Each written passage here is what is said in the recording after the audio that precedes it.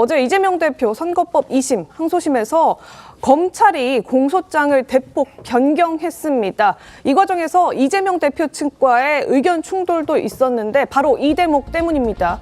이재명 대표 측이 주장하는 김문길은 몰랐다라는 그 진술과 관련한 논란에 대해서 검찰에서는 이런 비유를 들었습니다.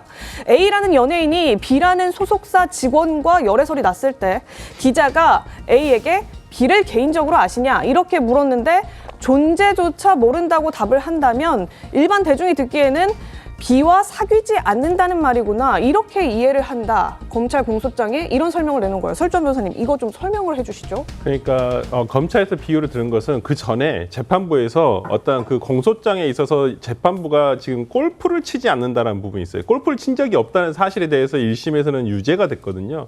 그래서 재판부 2심 재판부에서 검찰에게 요구한 것이 그럼 뭐가 정확하게 허위이냐 이 부분을 정확하게 밝혀달라라고 얘기를 해서 네. 어제 검찰에서 이 부분을 조금 더 명확하게 얘기를 한 것이거든요. 그리고 그래서 공소장 변경을 한 것인데 그러니까 우리가 아까 저는 비유가 좀 개인적으로 봤을 때는 한 번 읽고 그냥 바로 들어왔거든요. 우리가 이제 수많은 연예인의 열애 기사를 봤었을 때 아, 나 그런 사람 모른다라고 하면 아, 둘이 뭐 사귀지는 않나 보다. 네. 뭐 이렇게 생각을 하잖아요. 이제 그 부분과 빗대어서 얘기를 하는 것이거든요. 당시에 그러면 이재명 대표가 김문기 씨에 대해 고 김문기 씨에 대해서 어떤 알았냐라는 어떤 그 방송 진행자의 질문에 대해서 몰랐다. 아니면 그 당시에는 몰랐다라는 부분을 얘기하고 있는 것이거든요. 그래서 그런 부분과 관련해서 그러면 이 부분이 어떤 허위의 내용이 아니겠느냐라고 이제 한 것을 그 시점을 정확하게 얘기를 한 게 성남시장 시절에 몰랐다라고 얘기한 부분에 대해서 얘기를 한 것이거든요. 그래서 어제 이걸 그대로 해서 이제 그 공소장 변경을 했고요. 그 다음에 이재명 대표 측에서는 이게 부당하다. 어떻게 이게 공소장 변경으로 가능한 것이냐라고 얘기한 부분이 있어서 어제 좀 논란이 있었던 것은 사실입니다. 근데 제가 보기에는요. 네. 이게 1심에서 무죄 판결을 받은 부분, 김문기 씨를 몰랐다고 한 부분은 무죄 판결을 받았거든요. 네. 근데 그 취지가 뭐냐면 공직선거법에 거짓말, 허위의 진술을 한 내용, 허위 사실을 공표한 내용이 허위 사실이기 때문에 이 사실관계에 인식이 포함되느냐에 대해서 이재명 대표 측 변호인이 많이 그 어필을 했어요. 그러니까 나는 몰랐다는 것은 모를 수도 있고 알 수도 있는데 그것을 왜 사실을 잘못 말한 것에 이 인식을 포함시켰느냐라고 해서 실제로 그 부분이 무죄 판결을 받았습니다.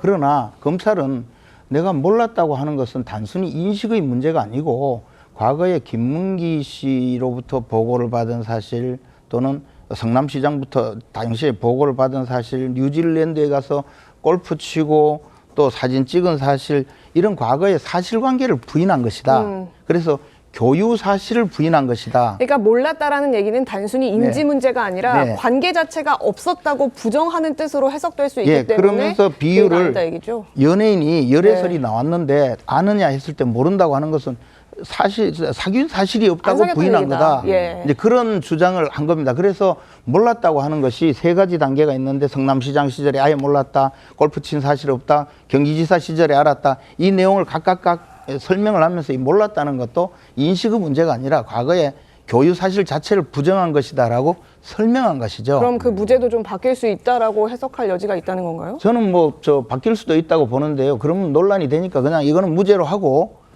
나머지 백현동 사건 유죄로만 해도 중형이 선고되고 그다음에 대법원에서 판결이 바뀔 가능성도 없기 때문에 논란이 여지없이 빨리 재판을 끝내는 것이 맞다고 생각합니다. 알겠습니다. 네.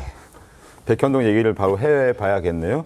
네, 지금 이 백현동, 백현동 예. 부지와 관련해서도 뷰지 변경 논란과 관련해서도 지금 이재명 대표 측의 증인으로 나온 식품연구원 직원의 진술이 또 맞습니다. 지금 관심이죠.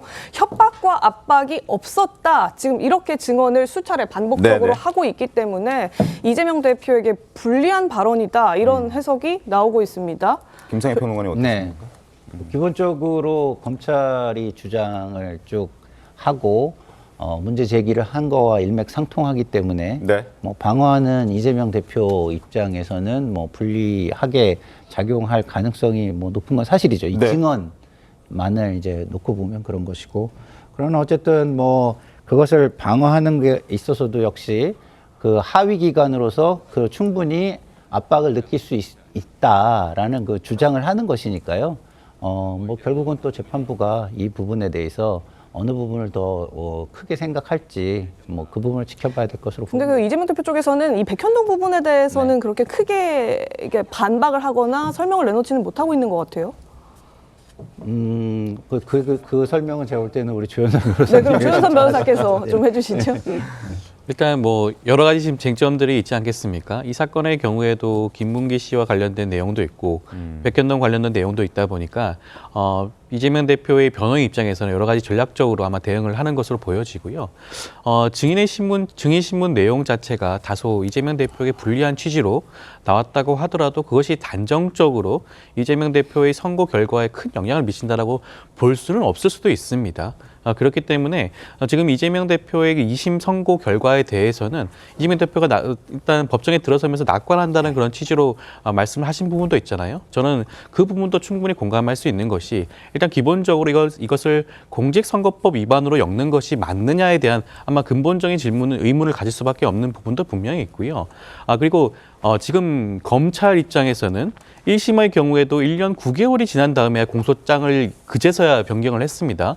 이번에도 마찬가지였어요. 항소심 단계에서도 재판부가 공소장을 정리할 것을 요청했음에도 불구하고 제대로 된 정리가 되지 않아서 다음 최종 기일에서야 다시 한번 정리하라고 성명을 내릴 정도였습니다. 그만큼 재판부가 봤을 때는 공소장을 중심으로 이재명 대표에 대한 그런 죄를 어떻게 의율할 것인지를 따질 수밖에 없는데 그 부분조차 제대로 이루어지지 않고 있다.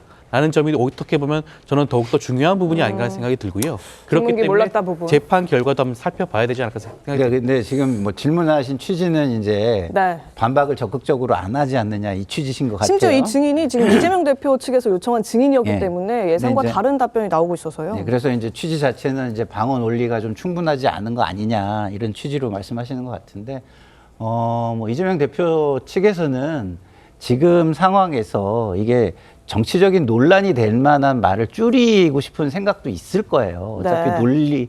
충분히 증거가 제출이 되거나 방어 논리가 제출이 된 상황에서 새로운 뭐 어떤 이야기를 했을 때 백현동 부분이 지금 부각이 돼가지고 본인한테 유리할 건 없잖아요. 지금 뭐 정치적 이슈들이 충분히 많은데 자기 개인의 어떤 사법 지금 절차와 관련된 그런 부분이 부각되는 걸 크게 바라지 않기 때문에 적극적인 반박을 하지 않는 걸 수도 있다. 그리고 조용히 어떤 증거나 이런 것들을 제출을 해가지고도 충분하다고 생각할 수도 있다. 이런 생각이 듭니다. 알겠습니다. 아니 근데 저 부각되지 않는 걸 원하면 뭐하러 그 증인을 신청을 합니까 그 사람을 그리고 뭐 위헌 법률 심판 제청도 하고 뭐 각종 이제 뭐하러 방어권을 신청을 또 합니까? 구사하고 계신 차라리 상황이라서. 가만히 계시지. 아니 물론 어쨌든 뭐 이재명 대표는 적극적인 지금 반박을 예. 안 했다라는 취지로 말씀하신 거지 방어를 안 한다 이런 취지로 뭐 말씀하시는 여러 건 전략이 또 아니니까. 있을 뭐 수 있을 수 있죠. 있죠. 예, 뭐 예. 이재명 대표도 뭐 낙관한다는 얘기도 진짜 낙관하는지 아닌지는 뭐 속내를 우리가 알 수 없기 때문에 그리고 본인은 이제 또 불안해할 수도 있는 것 아니겠습니까? 겉으로 지지자들에게는 낙관한다라고 말을 하지만